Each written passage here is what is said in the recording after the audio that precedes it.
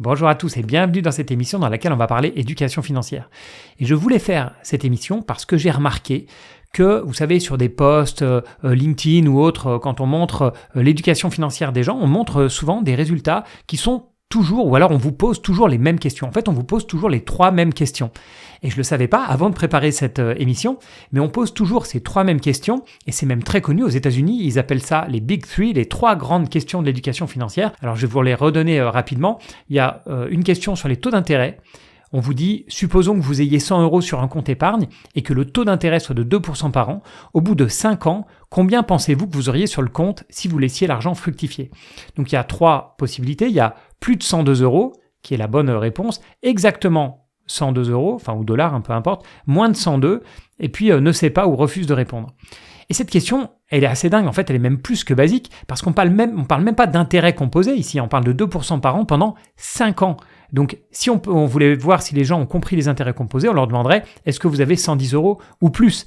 Là on est vraiment sur le niveau 0 du taux d'intérêt, dans le sens où je ne sais même pas qui peut penser qu'à 2% par an pendant 5 ans, on a 102 € ou moins. Ça paraît complètement bizarre, mais bon voilà, ça c'est la première question qui est posée. La deuxième question, elle est sur la compréhension de l'inflation.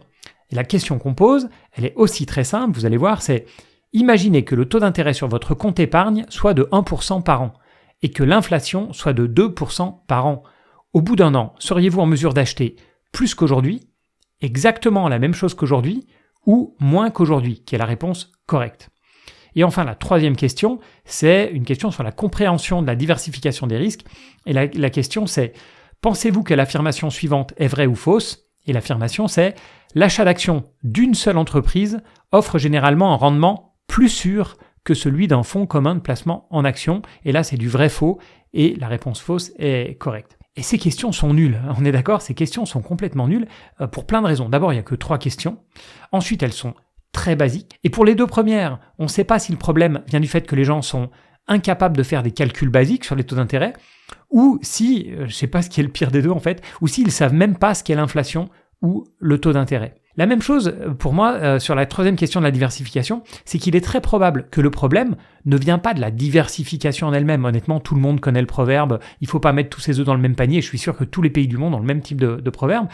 Le problème vient probablement du fait que certaines personnes ne savent pas ce qu'est une action ou ne savent pas ce qu'est un fonds de placement. Alors heureusement, il y a beaucoup d'études plus récentes sur l'éducation financière qui ont des questionnaires beaucoup mieux faits, mais ces 3 questions sont quand même intéressantes et d'ailleurs très souvent posées par ceux qui ont fait des quiz un peu mieux faits. Ils démarrent souvent par ces 3 mêmes questions, comme ça ils peuvent avoir une référence, un benchmark sur les études précédentes. Et ces 3 questions sont intéressantes parce qu'elles sont posées depuis longtemps et dans plusieurs pays et donc elles permettent de faire des comparaisons. Parce que cette notion d'éducation financière, ça peut paraître un peu étonnant, mais elle est assez récente. On a assez peu d'études dans le passé et c'est seulement à partir, on va dire, de 2010-2011 qu'on commence à avoir des données intéressantes. Et les premières études ont été faites par notamment le professeur Anna Maria Luzardi, qui est aujourd'hui professeur à Stanford, et c'est elle qui a commencé à poser ces 3 questions, c'est elle qui a fait le plus d'études sur le sujet. Donc ces 3 questions, avec, on l'a vu, voilà, mal posé pour moi, c'est mal calibré, il y a plein de choses qui vont pas, mais comme elle a été la première à le faire, à encore faire beaucoup d'études, elles ont été reprises par la plupart des études. Donc, si ce sujet vous intéresse, je vous conseille d'ailleurs d'aller voir son site annamarialuzardi.com. Et donc, elle a commencé ses sondages par ces fameuses 3 questions qui servent de référence. Et puisque ces 3 questions permettent de comparer, on va comparer les pays.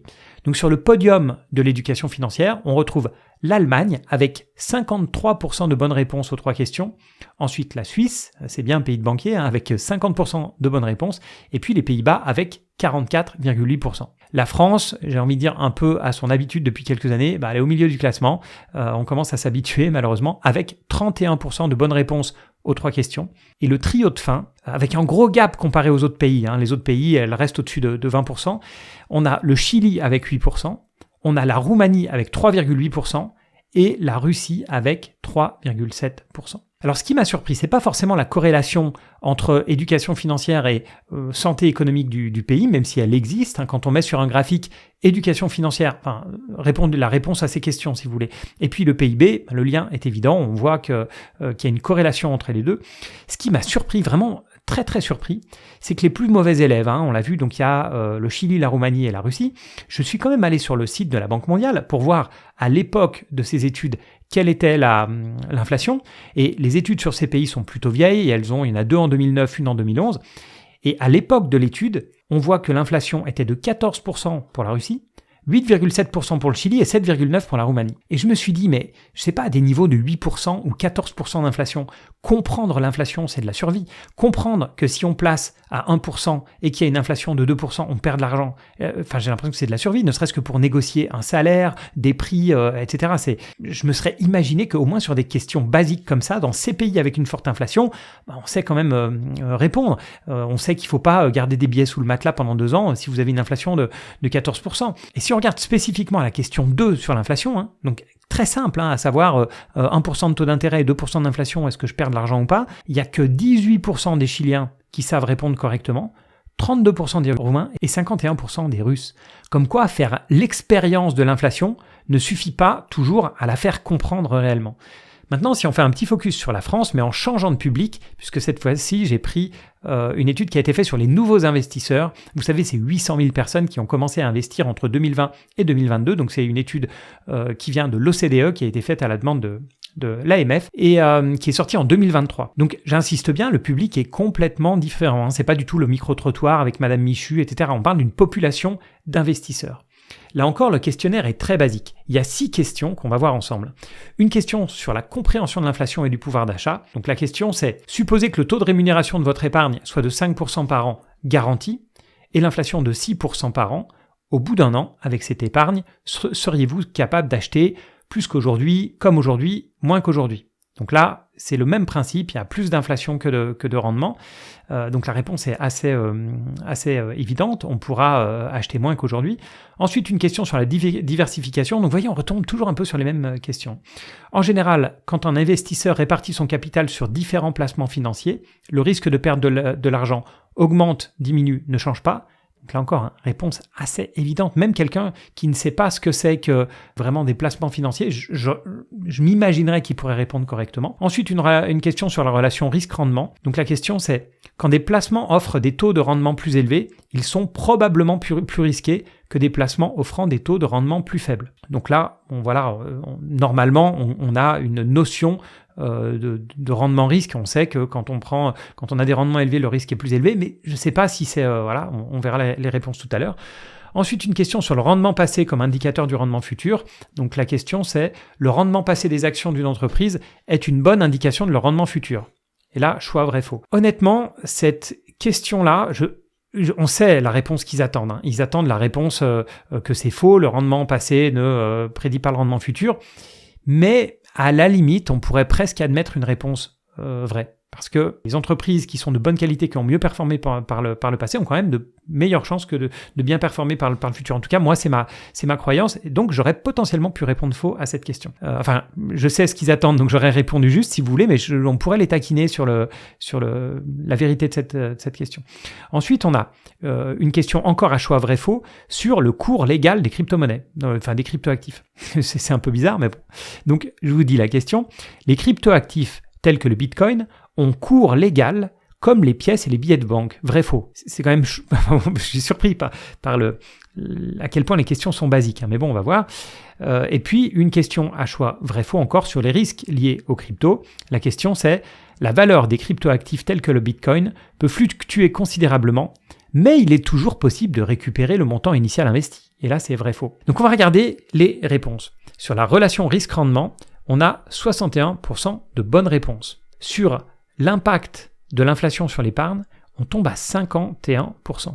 Et ce qu'il faut voir, c'est que ces questions-là, c'est des questions qui ont 3 choix. Et il y en a même beaucoup qui ont 2 choix. Donc, quand on tombe à 51%, c'est quasiment l'aléatoire. En fait, les gens n'ont aucune idée. C'est pas juste 50% qui ont faux. C'est que même les autres qui ont répondu juste, on peut se demander si c'est pas du bol. Ensuite, sur la diversification des actifs, 48% qui ont juste. Garantie des crypto-actifs, 46%. Donc il y a plus de la moitié des gens qui pensent qu'on peut récupérer son argent. Ensuite, les performances passées comme indicateur des performances futures, 42%.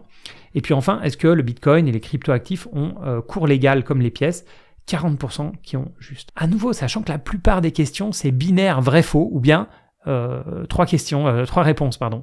Donc moi, quand j'ai vu cette étude, j'ai complètement halluciné. Et ce qui est encore plus fou, c'est qu'ils ont fait 2 groupes. Donc ils ont demandé un self-assessment, une auto-estimation, voilà, des gens. Est-ce que vous pensez avoir un savoir financier élevé ou plutôt faible? Ils ont séparé les 2 groupes. Et sur certaines questions, notamment sur est-ce que le Bitcoin a un cours légal, et puis sur l'inflation, ceux qui pensent avoir un bon savoir financier ont fait moins bien que les autres. C'est complètement fou, on voit qu'il y a encore énormément de boulot. Donc moi, toutes ces études, elles m'ont choqué. Elles m'ont choqué déjà dans la première partie, ces 3 fameuses questions basiques, les 3 grandes questions de l'éducation financière, notamment celle sur l'inflation, celle sur la diversification, où ils nous parlent de fonds de placement. Qui sait ce qu'est un fonds de placement? Dans la rue, il y a très peu de gens. Ne serait-ce qu'une action. Qu'est-ce qu'une action au Chili, en Roumanie? Et ça me surprend pas que les gens soient un peu paumés. Ou en France, d'ailleurs, je dis Chili, Roumanie, j'ai rien contre ces pays. Je pense qu'en France aussi, dans la rue, il y a peu de gens qui sauraient nous expliquer ce qu'est une action, et encore moins un fonds de placement en action. Ce qui me surprend beaucoup, c'est la question sur l'inflation. Parce que l'inflation, c'est quand même quelque chose qui fait partie du quotidien. C'est quand on va au supermarché. Alors, dans des pays qui, au moment de l'étude, avaient une inflation à 1 ou 2%, comme chez nous, je peux comprendre. Mais comme je vous l'ai dit, ceux qui avaient des 14% d'inflation, comme la Russie, qui est moins de 5% des gens qui donnent la bonne réponse, ça me paraît complètement dingue. Et d'autant plus choquant, cette dernière étude sur les nouveaux investisseurs, cette étude demandée par l'AMF, c'est complètement fou, en fait, que ce soit sur le Bitcoin, sur l'inflation, sur la diversification des risques, sur le couple rendement-risque, j'ai l'impression que les gens sont complètement paumé en finance, ce qui me fait dire que j'ai raison de faire de la création de contenu, de faire ces vidéos. Et vous devez aussi vous dire que vous avez bien raison, soit de m'écouter en podcast, soit de regarder mes vidéos et les vidéos de toute personne qui fait de la pédagogie financière ou qui vous apprend des choses. Donc vous êtes du bon côté de la barrière, vous faites partie des quelques personnes qui ont une idée de comment marche l'économie, comment marche la finance. Vous avez pris vos finances en main, vous évitez très probablement des milliers de frais,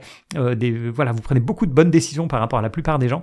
Mais moi, je suis vraiment choqué. Mettez-moi en commentaire ce que vous pensez. Est-ce que vous pensez que les résultats sont aussi mauvais parce que les questions sont mal posées, ce qui est une réalité, enfin, sont mal formulées, etc. Ou est-ce que vraiment vous voyez dans votre quotidien une aussi mauvaise compréhension de l'inflation? Moi, j'ai pas l'impression que les gens soient aussi paumés que ça sur l'inflation. Il faudrait peut-être que je me demande autour de moi, dans ma famille ou mes amis. Voilà, peut-être qu'eux aussi sont complètement largués, beaucoup plus que je le pense. Mais mettez-moi ça en commentaire. Si vous m'écoutez en podcast, vous n'avez pas la chance de pouvoir mettre des commentaires. Donc, vous pouvez bien sûr me mettre une note, idéalement 5 étoiles pour me soutenir dans mon travail.